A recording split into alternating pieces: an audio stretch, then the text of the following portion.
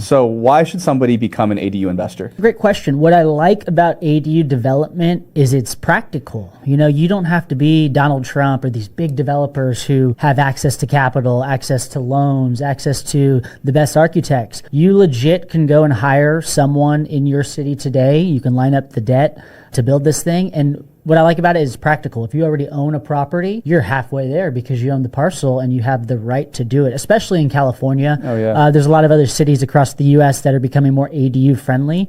And so I think it's a great way for someone to learn development with the intent to maybe flip it and or keep it for cash flow. So to backtrack a little bit, what does ADU stand for? Accessory Dwelling Unit. Okay. Think of it as like a granny flat or a casita. You know, mom and dad would put older grandma in the back house because she's older and, you know, they want to be able to watch her. So similar to what our parents called a granny flat or a casita. Perfect. And which markets are your favorite right now for like ADU development? Obviously San Diego. Yeah. But where else? San Diego is the best in the world. There's some other markets that are looking really good. Austin could be one of them potentially. Just Austin's like booming right now. I've actually spent obviously a lot of time in Cincinnati. They just approved that October 2023. Problem there that I see right now is you can only build one ADU. That's not great, but it's a start. Yeah. And what I like there is based on what you can build for and what it can rent for, those numbers usually look good. One last problem over there in that area is that sometimes the owner needs to live in one of the units. So it's more so for them solving a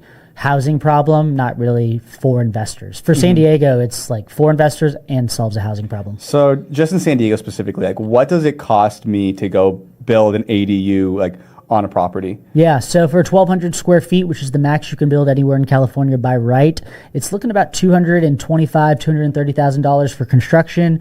Plans and permits, call it $20,000 to $25,000. So all in, you're in it for $250,000. Okay, and when can I make my money back?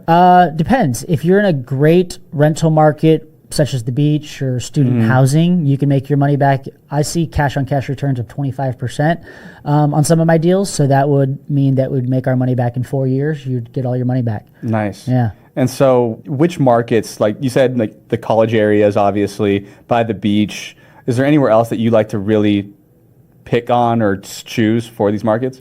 Yeah, I like the beach, and here's why. If you're familiar with San Diego, you're from there. And so by the beach, you are capped at a 30-foot height limit. Oh, interesting. And so I want to say something. You should know a lot of architects. So the architects, they're like the geniuses behind it. I just talk to architects all day and I get all the info and I learn what to do. But they would tell me, hey, Chris, in Pacific Beach, Ocean Beach, you can only build 30 feet. Okay, I love that because barriers to entry. There's no one else who can build 7 stories, meaning there's less supply, meaning rents go up, better for the investor. Now you go into a market like 92104 in North Park, people are building 7 stories, 70 feet height limit and 60-foot height limit. And what's that mean? It means that there could be overdevelopment in the area. Like Grant Cardone says, cranes in the air, beware. So if you see a lot of cranes, that means more rental units coming, and therefore rental prices could be decreasing. Got it. So I'm always looking for barriers to entry. That's sweet. So how did you even get your start in all this? Yeah, I went to San Diego State, which I think you lived on, like on the same street that I own a lot of properties on. Yeah, that's so funny. I saw when I was talking about for the podcast, like your post was like right down the street from where I was. I'm like, oh my God, it brought back memories. So it's so cool. Yeah, it's funny, small world. So I went to San Diego State and I saw a need after I graduated. I was like, well, I had nowhere to live. I'm sure these freshmen and sophomores have nowhere to live. I had buddies already buying properties around San Diego State, and I thought to myself, well, they've already created success. They were stealing these things back in the day, 300, 400K. I was like, well, what if I came in here and I paid 600? Does it still make sense? Hanging with my buddy Matt last week, and he goes, you were crazy back then. You were paying 700K for a house. Everyone thought I was crazy. Now looking back on it, that would be a steal. Just seeing other people create success and latching onto that, learning from them, studying their moves, and then also managing their properties as a property manager. And now today, where are you at portfolio-wise? Yeah, so we manage 50 units. Some of those are mine. Some of them I've sold off. I've moved into, instead of owning 25% here, 17% here, these smaller deals, into 100% of a big deal on Montezuma that I own. Nice. We have plans to grow, the portfolio from the 50 units in San Diego to many more, because we have a backyard. We call it the backyard community, and in that community, I'm teaching people how to develop units. So as my students go and build in San Diego, we'll end up inevitably managing their units. Sweet. Yeah. And what's on the roadmap for the rest of the year? Roadmap the rest of the year. We're going to lean into doing more events. What I've learned is, as important as social media is, I love it. It's very scalable. You can't really replace that face-to-face contact, meeting someone, shaking their hands. And when we throw these events, I often see that people want to be a part of our community after that. They see that we're real and we're not just like, the online guru is what people call it.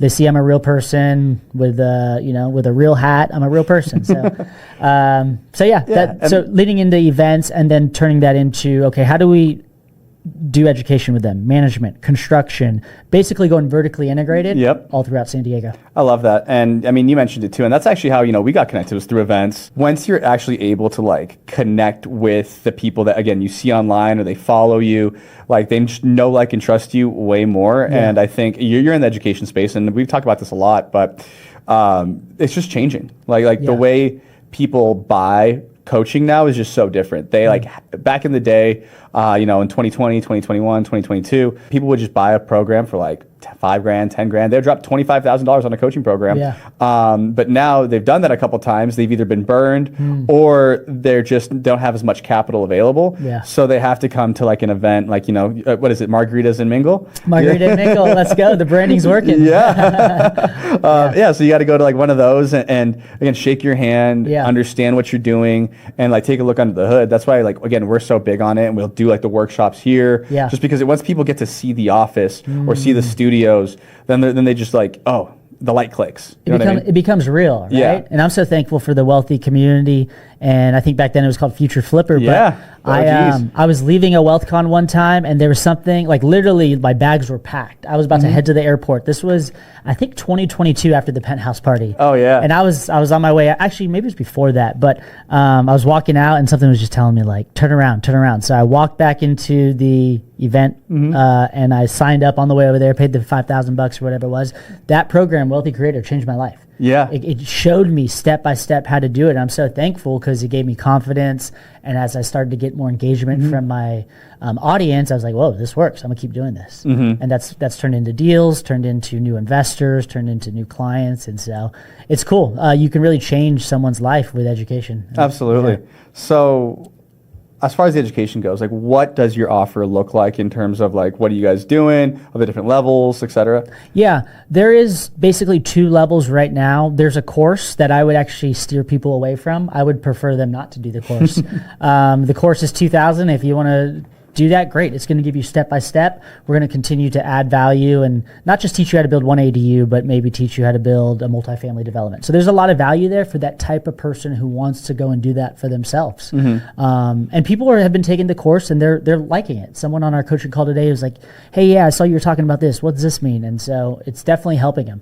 Now, where I think the most value is the Zoom calls. Twice a week we meet on Tuesdays and Wednesdays for about an hour. And on those calls, I'm there, and I'm talking about real deals I'm doing. I have my investors in the room. I am transparent. I'll tell people everything. And with that, it's $4,000, and you get the course plus 2 Zoom calls. Oh, that's a no-brainer. Plus access. I mean, $4K. One of my students made $100K after 3 months. Yeah, like that's huge, man. And how are you acquiring customers right now? Are you doing any paid, or is it all organic? It's all been organic because I've been trying to perfect me, which is kind of the product and like how we run all this. But I have guys who just sent me a script of all these ads I need to start running, kind of similar to Ryan's, where I'm in the kitchen cooking or just like random things.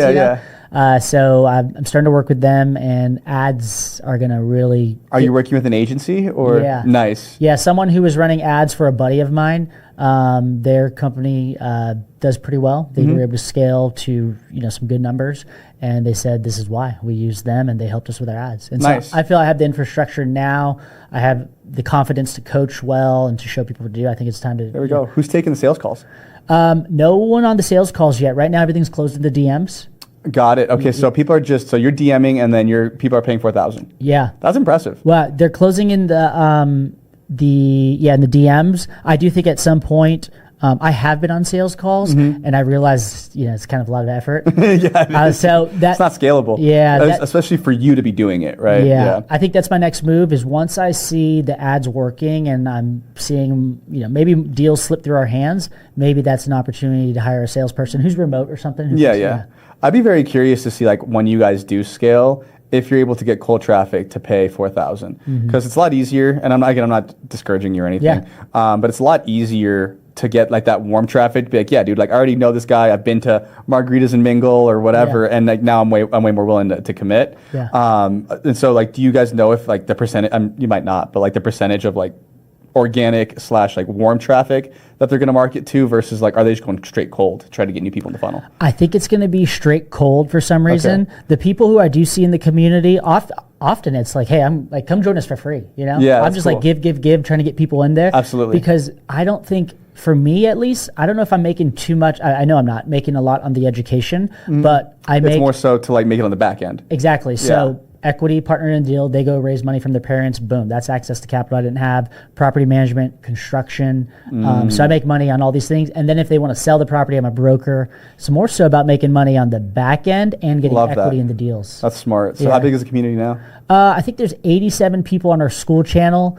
People who show up to the calls, it's like 12 people. Yeah. And I'm good with that. I used to get self-conscious about it. I was like, oh, this ain't growing. This sucks. But Ryan talked about it. Future Flipper, he ran it for a few years. It was 12 people. Yeah. And I'm okay with being a small company because it's more so just like pouring value into these people and seeing their lives change. For sure.